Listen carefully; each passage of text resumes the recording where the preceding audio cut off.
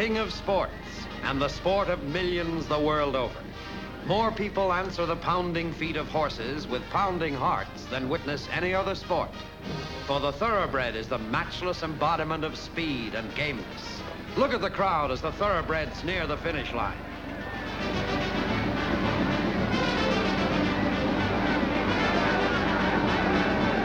Another race has been won, and the victor enters the winner's circle.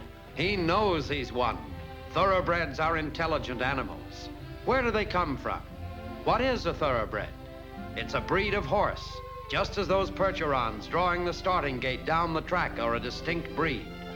The thoroughbred is gifted with intense speed and courage. All running horses on the racetracks of the world are thoroughbreds, and every thoroughbred traces its ancestry back to one of 3 original sires. Here's a stallion of magnificent conformation, typical of many others imported from every country of the globe to stand in California. But a fine brood mare is also necessary for the improvement of the breed. These mares in foal graze in sunny alfalfa pastures. Almost before you know it, the little foals have become yearlings, ready to be broken. In the fall, when they're about 18 months old, they're ready for their first outing on a training track with exercise boys up. The youngsters are introduced to a simple starting gait. This is a very important lesson, as good post behavior is essential to winning races. They're first taught to stand quietly, but thoroughbreds are born to run. They enjoy the gallop on the training track. On January 1st, they'll be 2 years old, and all thoroughbreds, regardless of when they were born, have a birthday every New Year's Day. Here at the racetrack is a city within a city, complete with mayor or superintendent, police, and minor officials. Making shoes, plates they're called, is a very special job. There are many kinds and types of plates. Trainers, for various reasons, change the shoe, trying to improve the horse's action and speed. Life begins with a trainer, groom, and an exercise boy at daybreak, when the thoroughbreds are fed and taken out onto the track for conditioning. Racing associations employ professional timers. With stopwatches, they clock and record the time in morning speed trials. They know all the horses by sight, about 1,300 in this case. The public is given this information that they too may know the condition of every thoroughbred. Back at the stables, the horses are bathed and massaged while they cool out.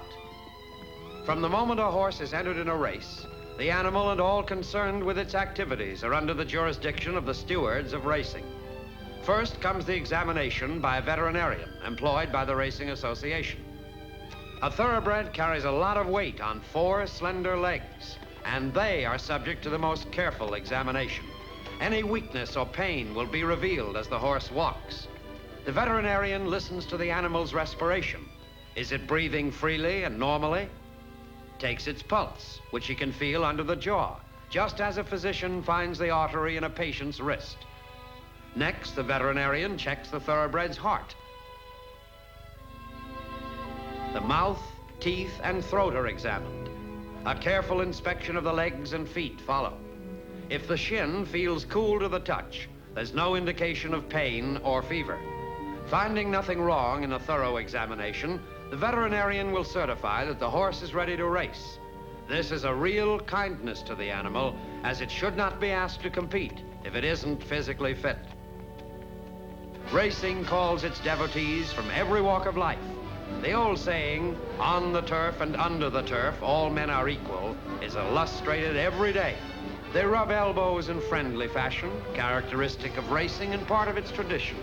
All riders who have mounts in any of the 8 races report to the jockey's room, where they remain until they fill their riding engagement.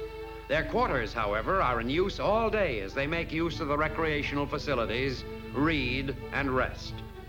One man has charge of the silks, the owner's colors, which are kept in this room. Large stables have as many as 10 sets.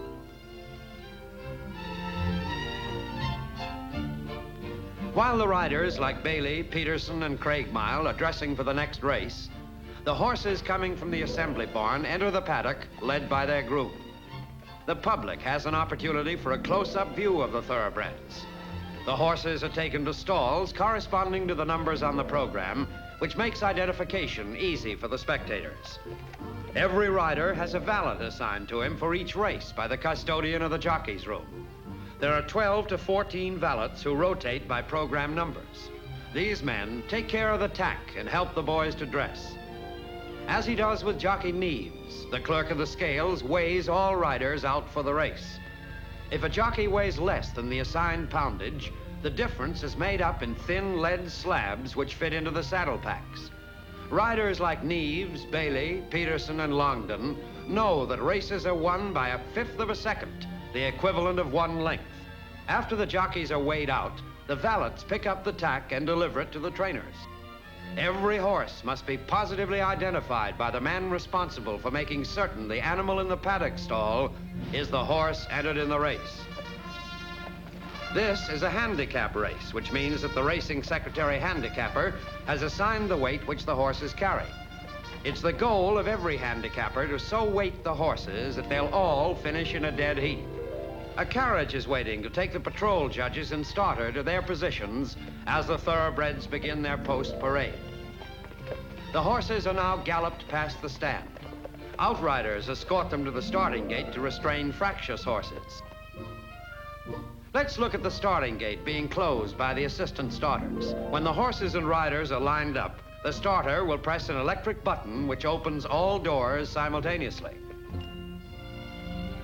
As the horses approach the starting gate, the performance observers go into action. Each man is assigned 1 horse to watch through high-powered binoculars from the time it appears for the post parade until the thoroughbred has left the track after the race. Each man dictates a running account of the horse he's watching to a microphone attached to the binoculars, which is recorded. The starter waits for the horses to quiet down, to catch them at the exact moment when every horse is ready. They're off, past the groom stand on the back stretch.